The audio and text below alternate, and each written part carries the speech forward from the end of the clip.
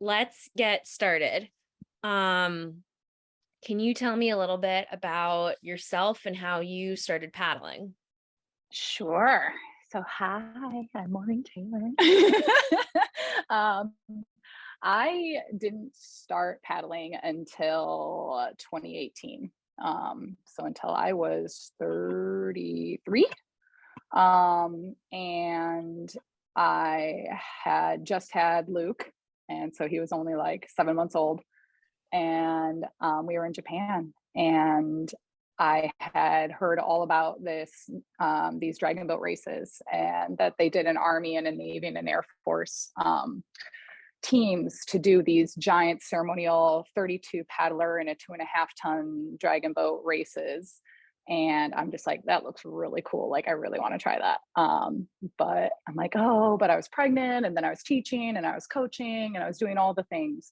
But then we were about to move that summer, and I'm like, well, this is it. Like, do it or don't.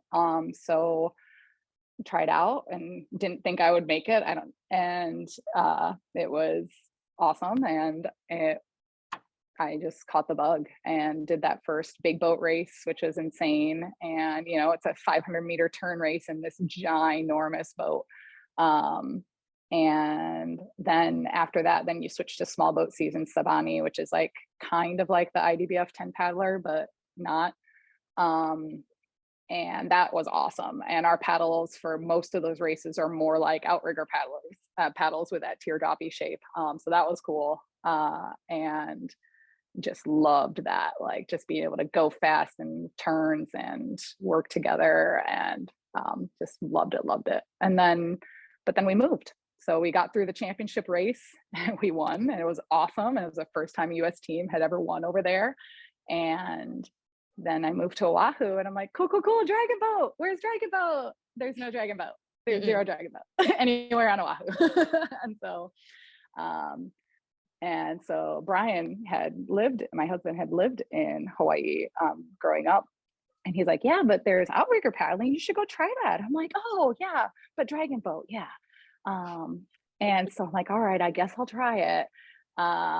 Except it was August. So everybody's like at the mid end of their season, right? Transitioning to distance. And so they're not going to take a new jack on, especially one that had never even held an outrigger paddle before. So I'm like, I guess I got to wait a while. But there was a rec group on base and called Nakolani, and they were amazing. And they folded me right in and taught me how to do all the things, taught me how to do change over and like all the things. And even started teaching me how to steer before I started regatta that spring, and started racing with Kailua. And then it was history, man. I was more than hooked. So it's like, outrigger's awesome. Yeah. Yeah. And you moved to like one of the best places to start Oh my too. gosh. I mean, could you pick a better place to learn how to paddle outrigger, except maybe Tahiti, but I'd still rather, like, Oahu is just amazing. Mhm.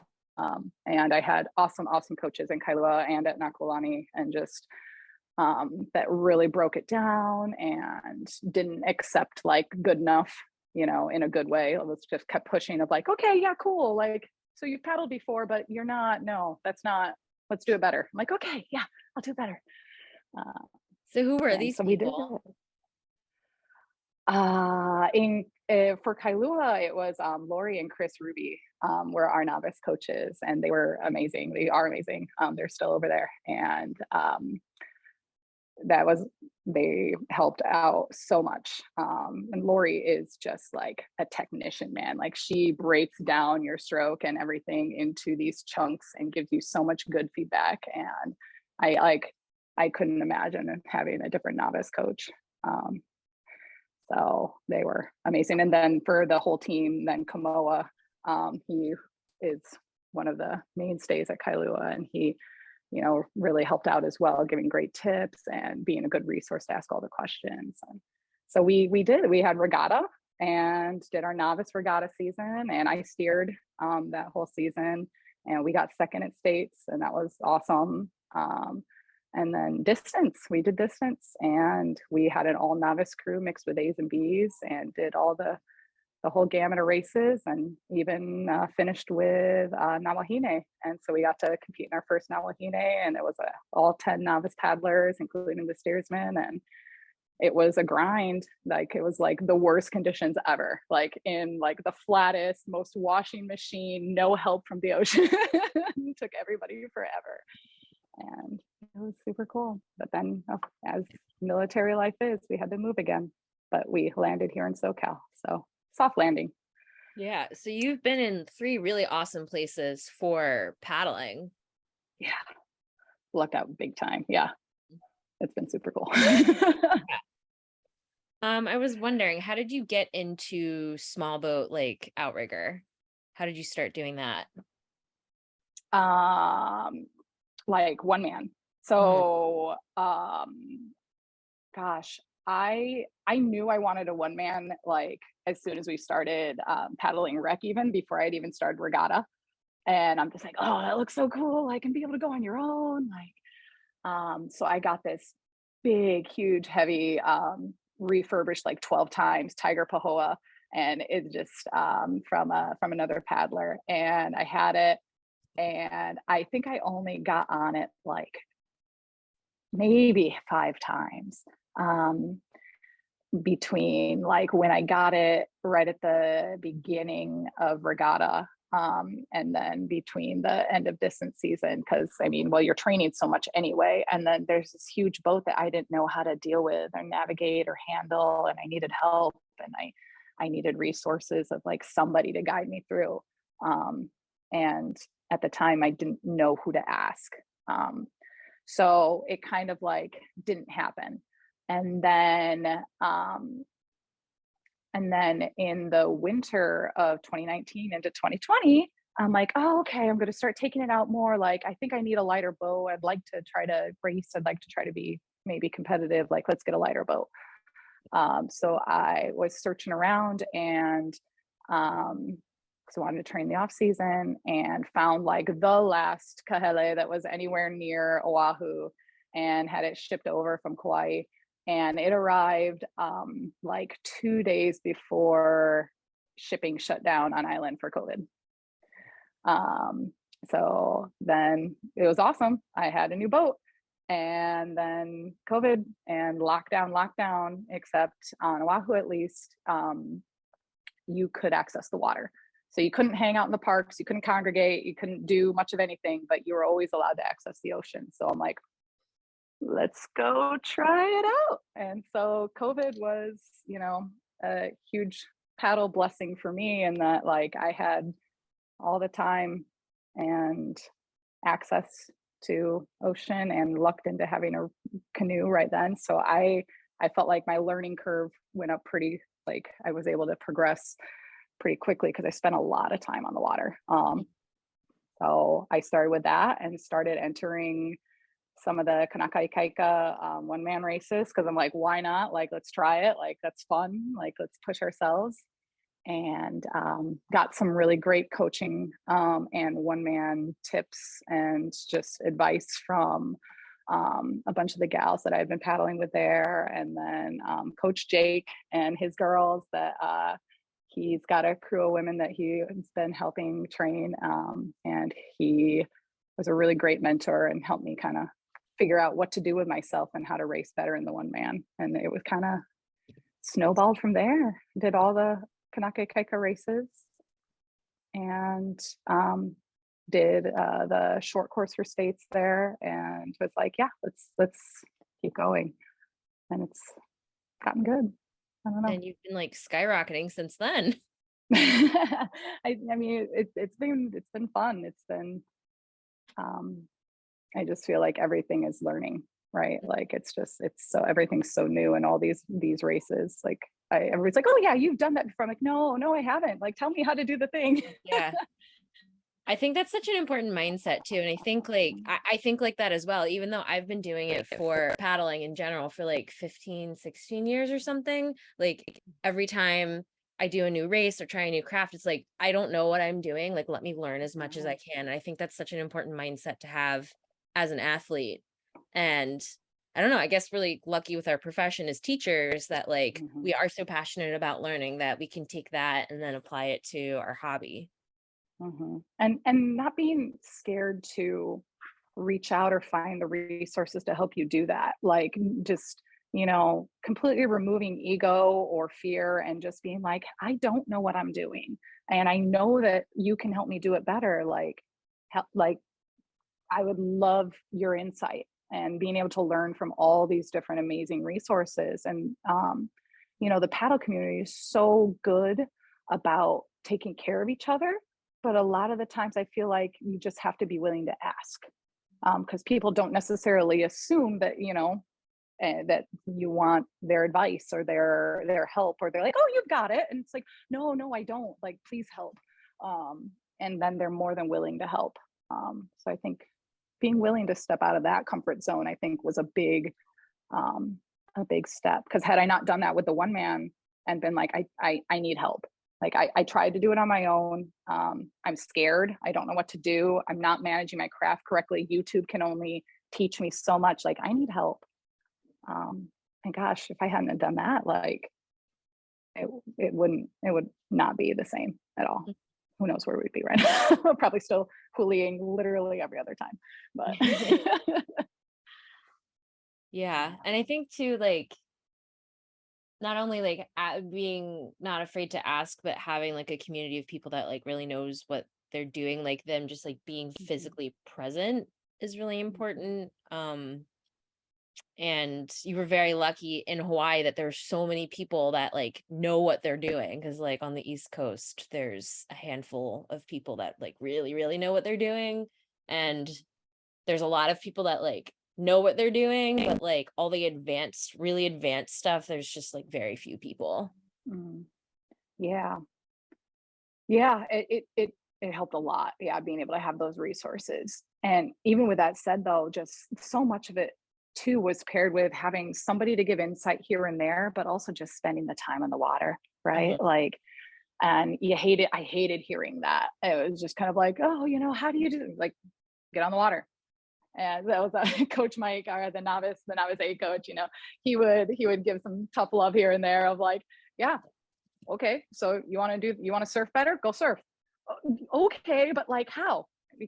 Go mess Just with do it. Go try. Get it. on the water. Spend time on the water. Like, and you want that magic fix, right? You want that magic. Like, this is the one tip that's going to make you a better, paddler, a better surfer. And he would give the tips here and there, but the reality was like, you don't know until you don't know what you don't know, right? Like, you got to get out there and you got to try and you got to hoolie and you got to like see what works and what doesn't, because people can tell you all day, oh yeah, you need to cut across the face like this and you need to make sure that you don't blah blah blah.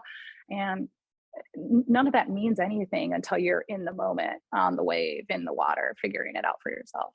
Mhm. So I'm like, all right, you're right, time on the water, like So fair it's like enough. both the getting over the fear of asking for help and also like getting over the fear of the water and just like being on it.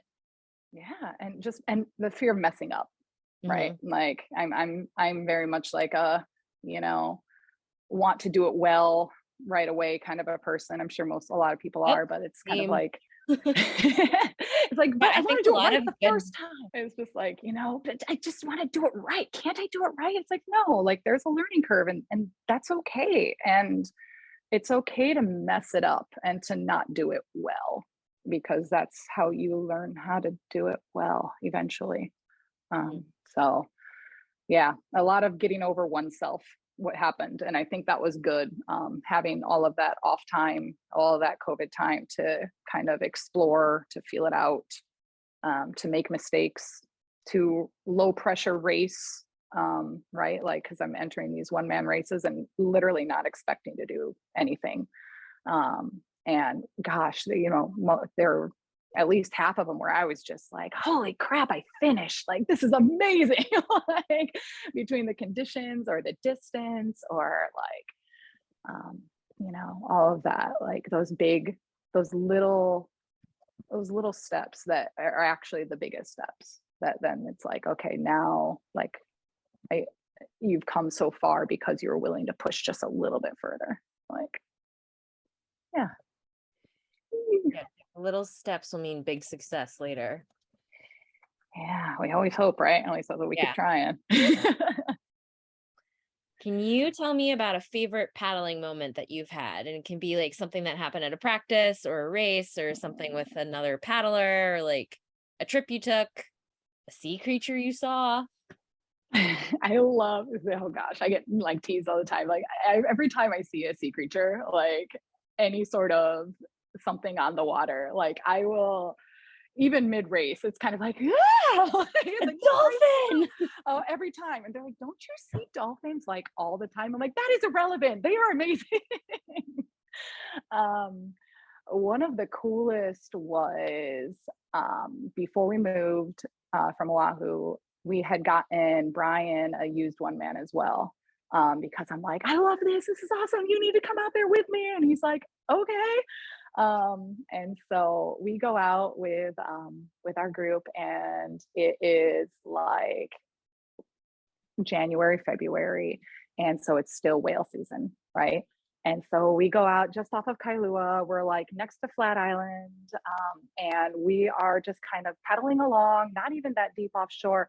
And all of a sudden, this baby humpback whale like comes in, and there's like this cut off to the left, and where this trench where it's shallow enough for a small whale to come in but not a big one, and he must have made his way in there.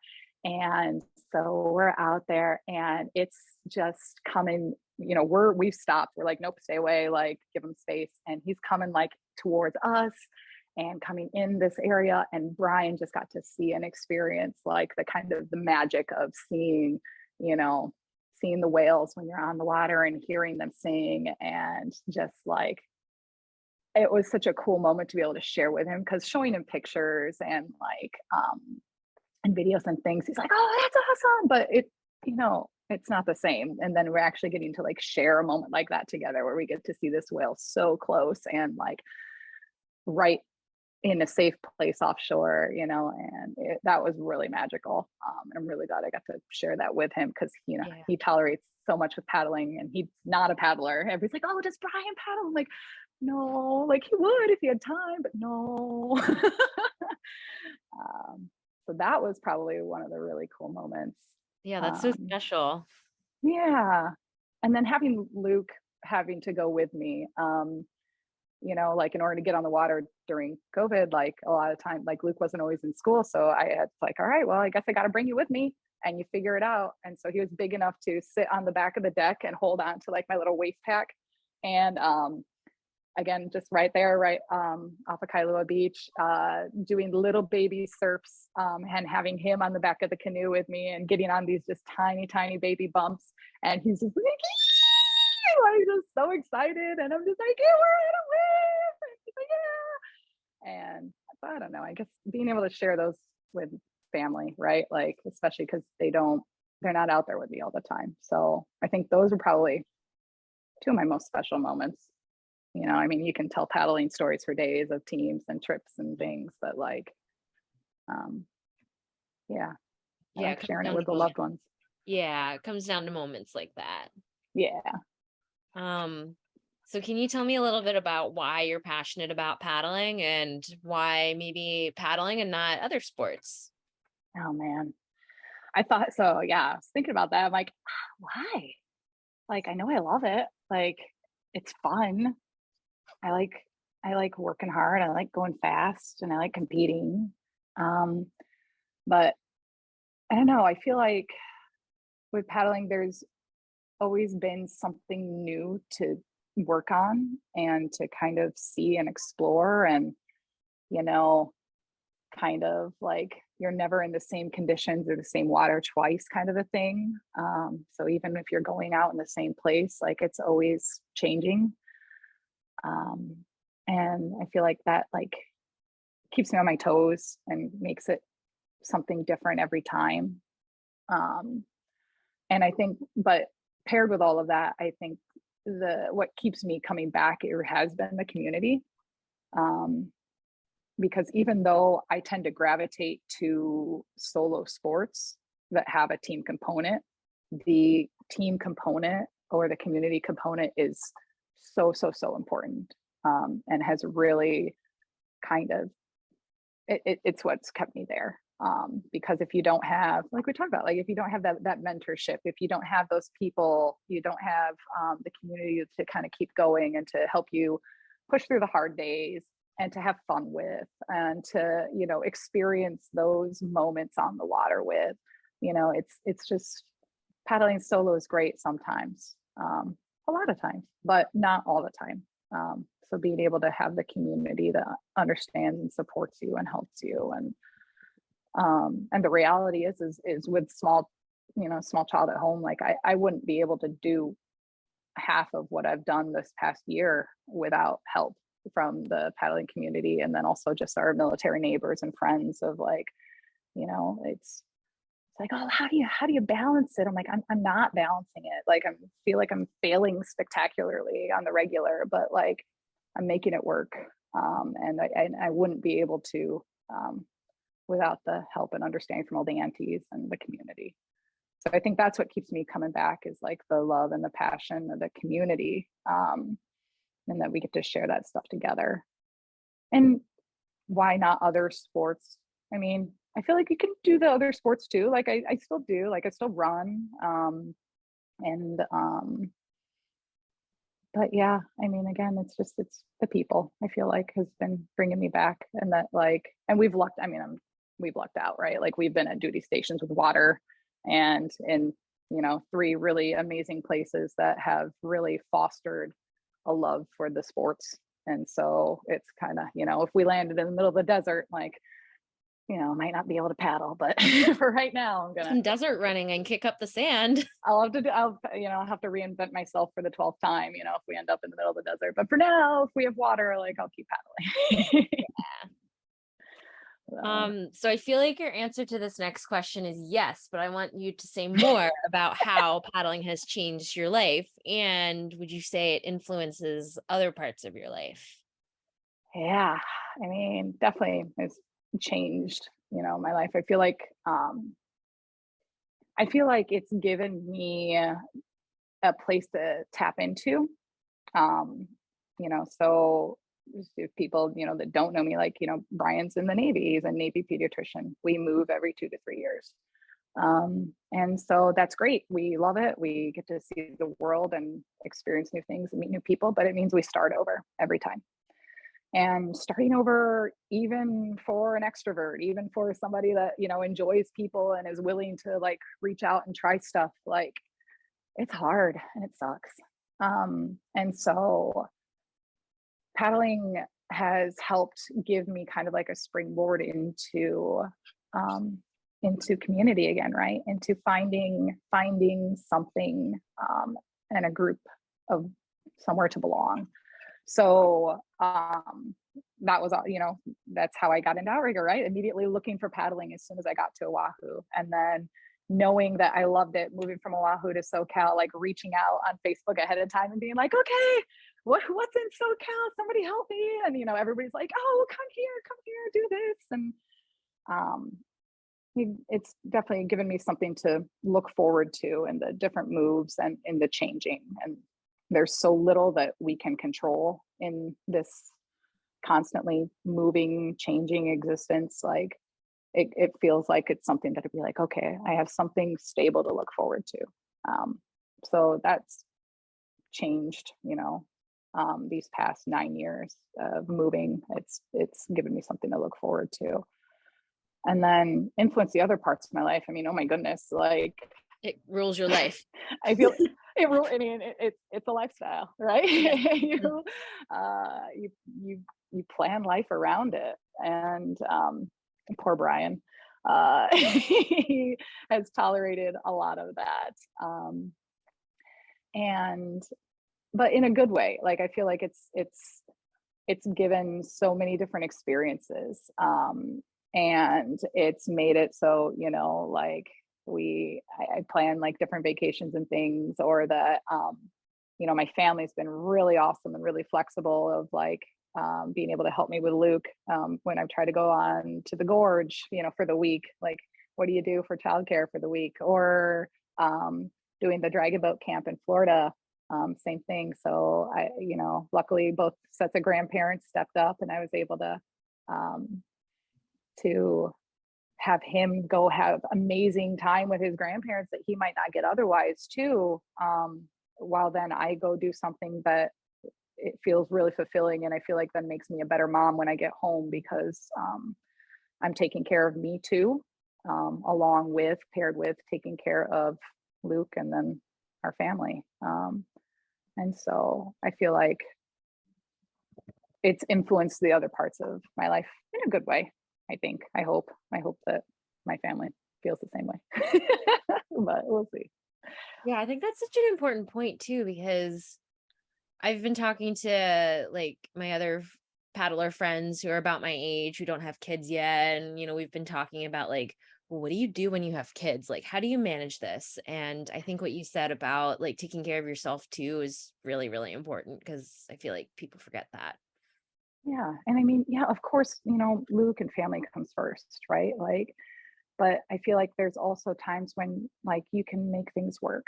And Mm. um I know that Luke's becoming more resilient and more flexible as a person too, being having to adapt to different environments and coming along and experiencing these kind of things. And I hope too that like as he's growing up and seeing all of these wicked strong women, he comes sits on the launch at practice sometimes. The coaches have been super gracious, letting him sit there in his PFD, and while mommy and her teammates are just sprinting and working hard or whatever. I'm hoping that he's just like registering these moments somewhere subconsciously of like, wow, like look at what all these strong, amazing women can do, and that he can do it too, and that other friends can do it too, and that it's not just limited to mommy just stays home. It's like, no, I mean, mommy does that too, and she teaches and she paddles and she does the things, and you can do the things too, right? um so yeah, so I hope that's my hope. Like and Brian always says too, we're going to mess our kids up, like our job, like every single parent's going to mess their kid up in some way, right? Even the best parents, like we're all going to come away being like, wow, that was weird. So like mess your kid up in the way that you're comfortable, right? Like I feel like this is a pretty benign way to mess my kid up, so I'm gonna Oh, I'm gonna go sure. with it. Yeah. Yep. You're going to probably make him a feminist, which is great. Oh darn. Yep. Ah, those darn feminists. Oh, and if he turns into a paddler on top of that, just Ooh, a male feminist paddler. Mm, yes, bring I it. guess it's okay. Yeah, yeah, sweet boy. Yeah, so I guess like this kind of transitions well to my next question, and maybe your answer will be related, maybe not. What's something you want to see more of in paddling? So like can Yeah, be like collaboration, cultural preservation, growth in yeah. like some specific area of the sport, etc. I think so. Yeah, I thought about that. Like, I think what jumps out to me immediately though is kind of what I alluded to a little earlier. Like, we have so much knowledge in our community, and we have so many people that are willing to share and that are awesome about doing it, and helping others. But I still feel like sometimes there's still some sort of gatekeeper mindset of not necessarily um, helping people progress along because of for whatever reason, either as simple as maybe they just don't realize they need the help. That would be the most like positive, I guess, of those reasons. Like they just don't realize that people are looking for the help, or to the maybe they don't want them to improve because of whatever fears of people doing better than them, or that there's somehow then the secret's out or something. And I really just hope too that we can keep helping each other and keeping that community and door open so that it's accessible to as many people as possible. um, Helping people, so not just saying like, oh yeah, get a one man and go train, like you'll get better. Like it's like, yeah, you will, but like Break it providing the down. opportunities to teach them the basics that literally nobody knows until you tell them. And it's like, yeah, great. You know how to paddle. How do you ride a huli correctly? How do you, as simple as how do you carry your boat? How do you rig your boat? How do you get it strapped down correctly on the roof of your car? Like, what do you actually need for safety? What do like all these other little pieces that are actually really big pieces that, unless you have a really good mentor or you've done like a plethora of, internet searching and guiding, that you have no idea. And so I want to, and I hope that others can too, in the paddling community, like just be more open with sharing those things and being available. And I'd love to see more clubs do more intro to one manning sort of stuff, especially maybe right after the end of distance season, where it's like, all right, now we're transitioning into off season and one man's. Like, you have all these novices that are chomping at the bit that want to keep training, or heck, not even novices, people that have been paddling for a long time, but maybe don't get out on their one man as much because they don't feel as confident. Like, so let's help each other. Like, let's keep that door open and make it so that, by you getting better, we grow as a community, and not being afraid of that growth, I guess. Mhm. Yeah. I think it comes down to that, like, yes, the paddling community is really awesome in so many ways, but paddlers are still people and people behave in that way, which is Yeah. sad but true. Right. And self-preservation and all things, like, I get it, but like, it's something that we love, right? And Mhm. so, and maybe it's that teaching mindset again. Like, if I love it, I want you to love it too. And not only do I want you to love it, I want you to love it and do it well. And if Mhm. you end up doing better than me, that's freaking awesome. That means that you were amazing and you worked really hard, or maybe that you learned really quickly and maybe some snippet of what I told you like helped you. Like, all of those are good things. So hopefully we can carry on with that. And especially I feel like on the women's side too. I Mhm. feel like, there's so many barriers, not necessarily on purpose, but just life barriers that happen. And you're talking about kids and family and work and like all the things. And then you throw in then this knowledge gatekeeping barrier on top of that. Like, then you have people that just stop doing it because it's too hard. And it's too much of a challenge. And that's heartbreaking. If it's something that they want to do and enjoy, like, let's make it so we can all do it. Mhm. Yeah, there's like that aspect of like, maybe you weren't explicitly discouraged, but like all those barriers made you feel discouraged. And, in the end of the day, it still is just a hobby. So it's like, I'm Right. going to spend my time doing other things then. Right. Right. Yeah, like, there's no need to discourage it. Like, help each other make it happen.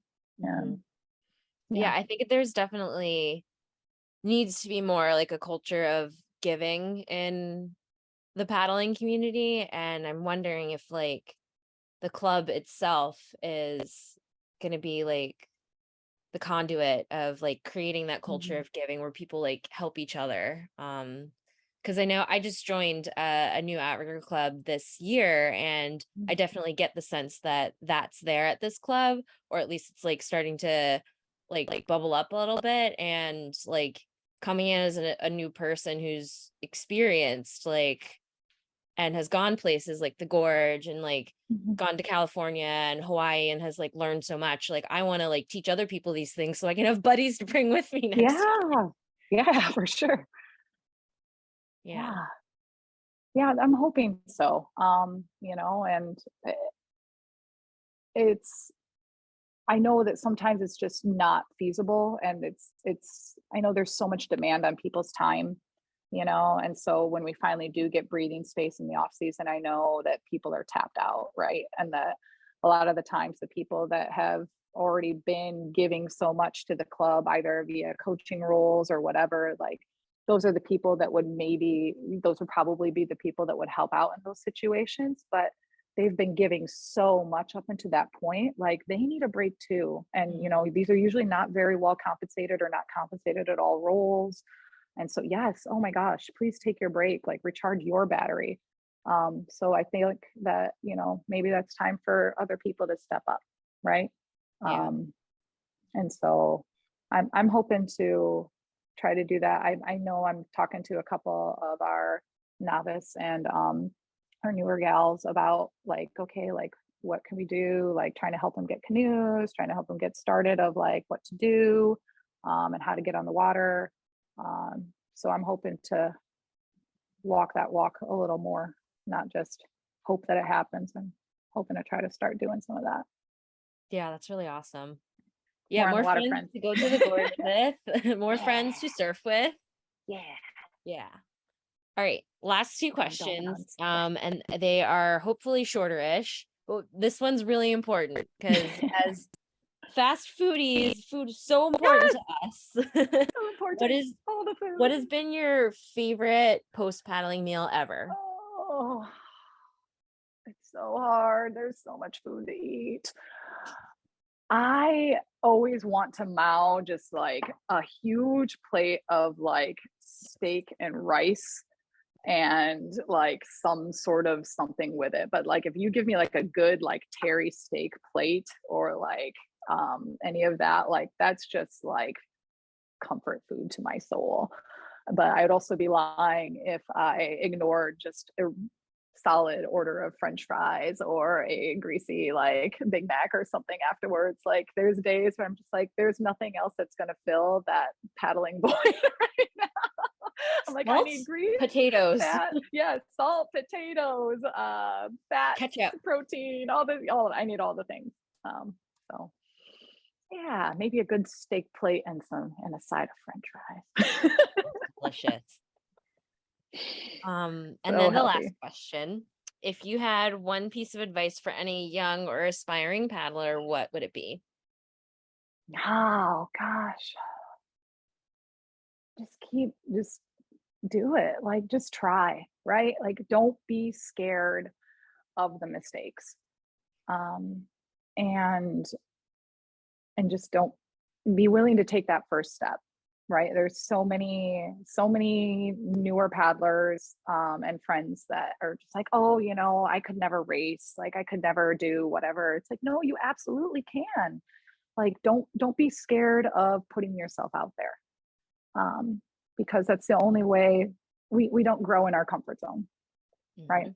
So put yourself out there, whether that means racing, whether that means trying something different, whether that means training in a different condition than you're normally training with. I mean, obviously do all these things safely, but like put yourself out there and